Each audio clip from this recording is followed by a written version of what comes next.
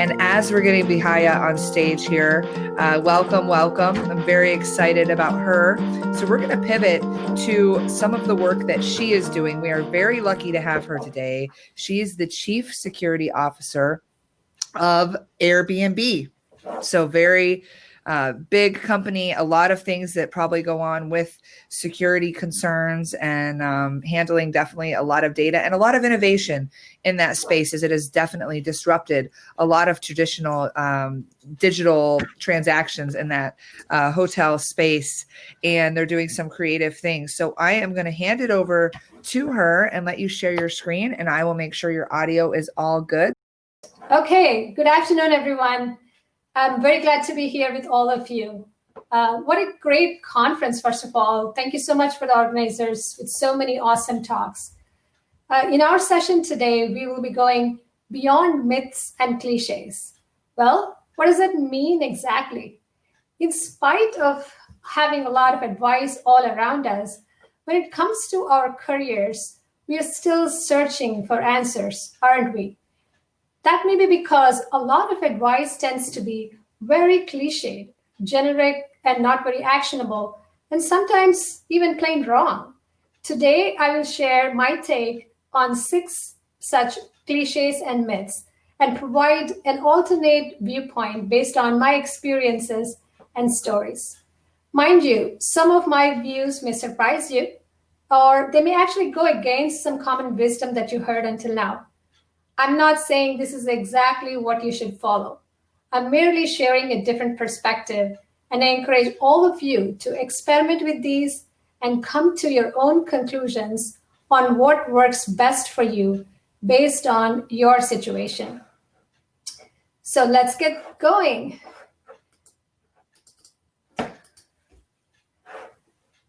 Number 1, let's start with the most popular cliche of all times.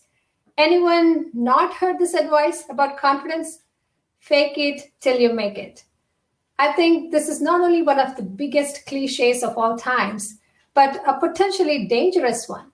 And the reason I say that is we see many successful people say that they have imposter syndrome. And that's coming from years of mental conditioning from hearing bad advice like this. So if you fake anything, of course, you're going to feel like imposter. Plus, we're not really fooling anyone by faking. So do not fake it till you make it. So you may be wondering, how do I build my confidence then? To get to this answer, we should double click on 2 topics that are so essential and so foundational, no matter what we do in our lives: courage and confidence.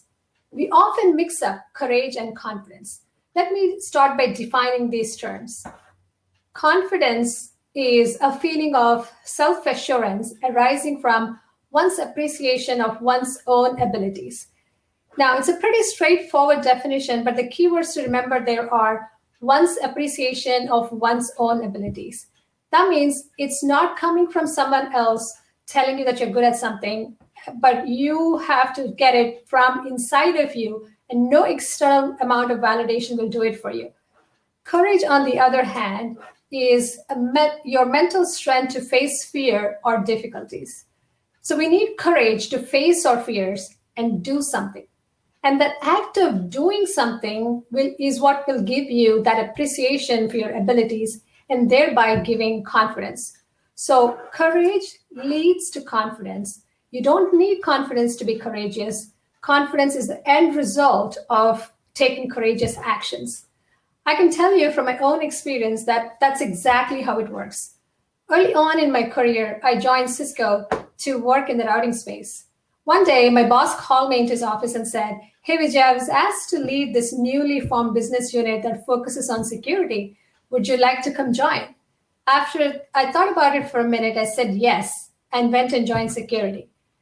I didn't realize this at the time, but as I reflect on it now, I can tell you that was me being courageous and saying yes, because I clearly did not have the confidence back then that I had what it took to be successful in that field. Security was back then pretty new, and I knew nothing about it. Plus, I was also pretty nervous about giving up what was working fine for me and jump into something new. I'm so glad I faced all those fears and jumped in with 2 feet because I not only survived, but I really thrived. And it turned out to be one of the best decisions of my career. And after that, as I kept saying yes to more and more opportunities like this, my confidence increased along with that as well. So here's how you can make this actionable for yourself. Let's say you have an opportunity tomorrow to give a talk, to work on a new project, do something that you've always been wanting to do for a while. As long as you feel like that will help you grow, say yes before your inner voice starts creeping in and tells you, hey, you really don't have the time to do it, or you don't have any skills to do it, or whatever it is that inner voice tells you. And as you do more and more of these, you will start believing in yourself and your confidence will follow. Now, that's a much more practical way to think about confidence, isn't it? And it doesn't make you uncomfortable in your own skin because there's no faking involved. So if you only remember one thing from this entire talk today, that is this. Confidence comes from taking courageous actions, not by faking. This is so important that let me repeat it for you. Confidence comes from taking courageous actions, not by faking. Let's move on. Number 2. I attended a women's seminar once, long time ago. It was really, really good seminar. The speaker and the facilitator was really entertaining and engaging. She talked about many things that we women do wrong. The way we end our sentences in an uptone, the way we walk, the way we stand, the way we sit without taking up much physical space. And a lot of that advice was really, really good. And she had a ton of tips for what we could do different. While all of that advice is great and something that we should follow, there is one negative side effect to all of this that we should be aware of. The more we keep thinking about our gender, the more central it becomes part of our identity. Over a period of time, due to all the gender-centric narrative, what happens is we start seeing everything from that angle and let it impact us much more than it should. So, for example, if you don't get an opportunity, our first reaction may be, maybe because I'm a woman, I didn't get that opportunity. Now, what I'm saying is really, really important here. I am not saying that there aren't gender inequalities and gender biases in workplace. They are very, very real, and I'm not blind to that at all. In fact, when I reflect on my own career, not one, but 2 instances come to mind. After delivering some really high-value results for the company, I'm talking major accomplishments like turning around underperforming business units and launching new products from ground up and creating new product categories, I still didn't get the promotion or the role that I deserved. And it went to some other men that were my peers. But there were also several other instances where I got the role or the promotion, and my peers, who were men, and arguably with much more experience than me at the time, they started reporting to me and I became their boss. My point is that sometimes things go your way and sometimes they don't, regardless of whether you're a man or a woman. In my case, when things didn't go my way, if I told myself that I didn't get that because I'm a woman, even though that may be true, it would have impacted me much more deeply and kept me away from doing other great things, which led to successes later on in other areas. As they say, life is 10% what happens to us and 90% how we react to it. So based on these experiences, I strongly believe in this. In the short term, there will be bumps along the way. But in the long run, our skills, talent, and capabilities are what will prevail regardless of our gender. So for our own sanity, well-being, and long-term success, we are better off not over-rotating on the gender narrative and better off focusing our energy on what we bring to the table first and foremost as human beings. We are so much more than our gender. Let us not be defined by it. Number 3, beyond gender, there are many other attributes that make us unique. Maybe we have a different name, different kind of accent, we look different, we dress different, whatever it is that makes you different. And we're often told that, it's better not to stick out, so try to blend in. And it's natural to want to see more people like ourselves around us, isn't it? It makes us comfortable, and there is strength in numbers.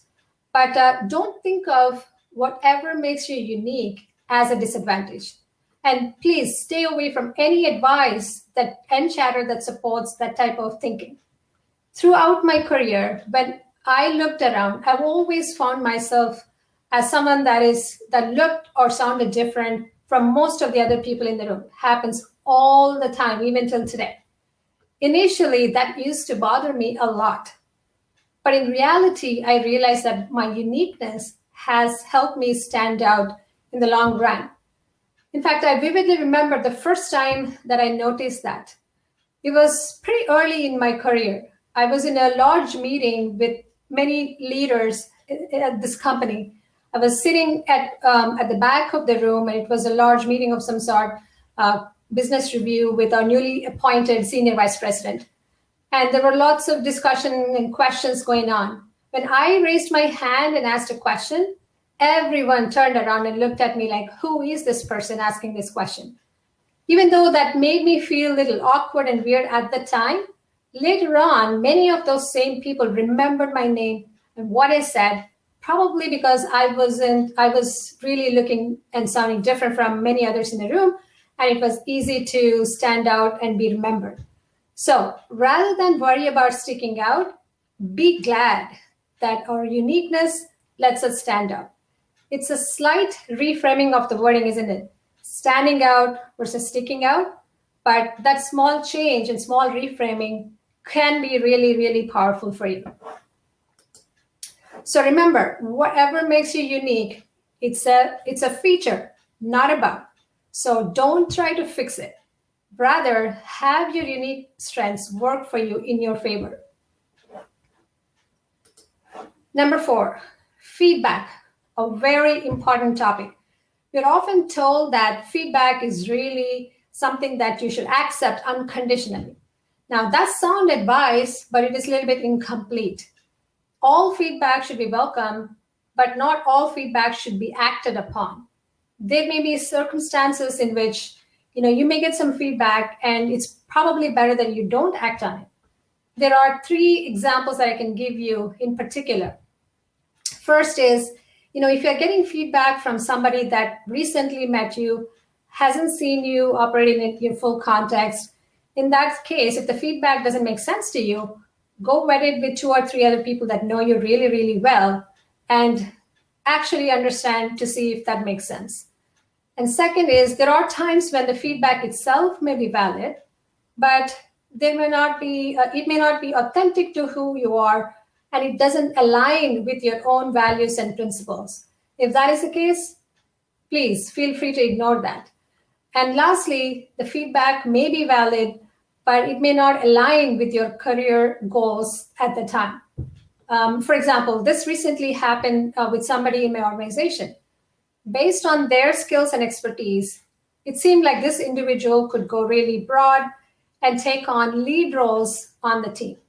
But during the course of the conversation, we realized that this person's interests were really different, and they wanted to go deeper in specific areas instead. So if you are in a situation like that, rather than acting on the feedback, it's okay to have the conversation candidly with the manager or whoever is giving you the feedback and set the right expectation. So feedback is truly like any other gift. I'm sure you don't use all the gifts that you get, but tuck away some of them without using. Feedback is also very, very similar. Some feedback is best tucked away as well. Number 5, this is another famous cliche that we hear frequently, mostly actually coming from our well-meaning mentors for the most part. Think where you want to be in 5 years and plan accordingly. Now, I found this advice to be quite useless, especially this day and age when things are changing so rapidly. You don't know where you want to be in 5 years, and if you don't know that, that's totally okay. In fact, it may be better because it keeps you nimble and open-minded to new opportunities. So don't worry about a 5-year plan. Instead, take one step at a time. At each step, assess where you are and plan your next step accordingly. That means, though, you have to be honest with yourself. Sit down and figure out what specific gaps do you have in your skills and experience at this point to move your career along. And then try to find your next assignment that gives you that opportunity to acquire those skills or experiences. This process is what I found to be very helpful in my career. At every step of the way, I did this many, many times. For example, after running engineering organization for many years, I sat down and asked myself, what is it that I want to do next? I was always interested in broader business aspects. I wanted to formally get more exposure and experience on that. So I took on product management in addition to engineering to get that broader general management experience. Similarly, after working for a large company for a number of years, I thought it would be great to round out my skills by taking my experience and applying it to smaller size companies. So I deliberately made a move from large to medium and from there to startups. In each of those cases, I literally sat down and figured out and wrote my next steps. What type of company, what size of company, what role should I be looking for, and even more importantly, what experiences or new skills I expect to gain from that role. And since this is not a 5-year plan and it's just the very next step, it becomes very easy to figure that out based on where you are. So in order to build a solid career, keep layering those bricks one at a time. Think of your career as a portfolio of experiences that leverage what you have done previously and build on those ones to take it into newer directions. Last but not least, we're often told, treat others like you want to be treated yourself. I find that in reality, we treat others a lot better than we treat ourselves. We're usually the harshest critics of ourselves, isn't it? Boy, sometimes the negative chatter that goes on in our heads, like, we suck at something, or we don't know how to do this, we are a loser, all kinds of things, we could really, really get nasty with ourselves. But when we give feedback to the others, on the other hand, even if it is to someone that we don't like or respect, we don't say things like that. We pick our words very carefully. We try to be objective and not hurt their feelings. So what we really need to do is be kind to ourselves and treat ourselves like we treat the others. How do we change this? This is honestly one of the hardest things to change, especially if you're someone that doesn't want to get complacent and always wants to better yourself. I'm honestly still working on this myself and haven't quite mastered it. But I will share one technique that I found somewhat helpful. Rather than generalize the issue, if you deconstruct it into smaller components, make them more tangible, then you can improve on those specific things without being too harsh to yourself. For example, if you're telling yourself that you're not good at something, let's say cooking, rather than telling yourself that you're not good at cooking in general, think about what makes you say that. Maybe you don't get the ratios of ingredients right, and therefore your food doesn't taste or come out as great. If so, maybe you have to follow a tried and tested recipe more closely. That way you're not generalizing, but finding which specific aspect you're not good at and work on that to get better at it and not be completely unreasonable to yourself. Now that's a simple example, but you can see how you can apply that to other areas as well. We covered a lot of topics today. I will leave you this one final thought. In the end, regardless of which kind of advice you follow, if you focus on becoming better today than the person you were yesterday, you will do just great. So let us try and better ourselves every single day. Thank you for listening. Thank you. Woo, woo, woo, woo. Inspirational. Lots of things, lots of questions on how we do develop, or if we could even develop a 5-year plan in this world. So it's always good to see another kindred spirit as well from Cisco Life. So thanks a lot for that. And we're going to see if there's any questions. I'm waiting to make sure our next speaker's on. We are a little bit delayed and we were missing her. So you've got a few extra minutes, which is awesome. And then I'd like to see if there's any questions. Let's see if there's any questions for you. Any questions? Well, lots of great kudos here. Motivating. Thanks a lot. Genuine, human, practical, lots of tips and advice. All of these sessions will be recorded. So that's a common question we see here. They like this. Someone heard, love yourself and talk to yourself as you would a loved one. Self-love, always very key. Let's see. Do you have any last bit of advice while I check on the next guest? No, I think we covered a lot. I know we are running over time, so happy to answer questions. But otherwise, I think we're good. And do you have a way that you want people to connect with you that you prefer? LinkedIn is the best way. Okay, wonderful. I will go ahead and put her LinkedIn into the chat for you. I'm here to help and here to make this awesome for everybody. So this is Nicole, and I'm going to drop her LinkedIn right in there for you. And I just dropped it. So you should see Nicole Scheffler. Again, this is Nicole Scheffler, and I'm helping MC today. Thank you very much. We'll have Thank you so much for the opportunity. Yes. Yes. Thank you. Bye.